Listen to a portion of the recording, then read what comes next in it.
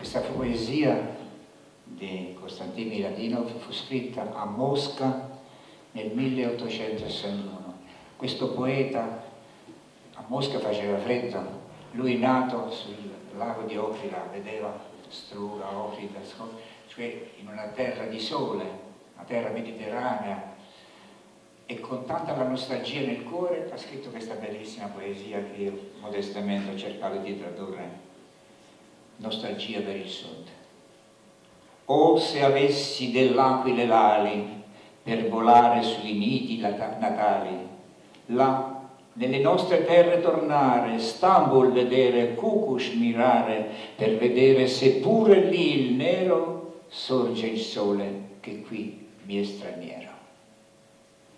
Se nero incontro come qui il sole, se nero è il sol che qui non mi vuole, io muoverò per lontane strade, io fuggirò per altre contrade, dove il sole fulgido sfavilla, dove il cielo pien di stelle brilla.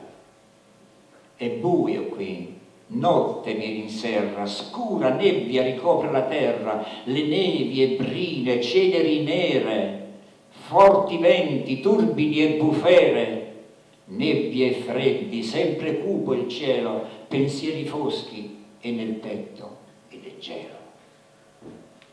No, non posso qui ancora restare, no, non posso qui i geli guardare, ali voglio, mettermi l'ali per volare sui nidi natali, là nelle nostre terre tornare, Ohrid vedere, Struga ammirare. Laggiù l'alberi scaldano il cuore, dietro i monti il sol lucente muore, laggiù doni per ogni creatura sparse munifica la natura. Vedi il lago bianco divenire e col vento in azzurro scurire. Guardi il piano oppure la collina, dappertutto bellezza divina.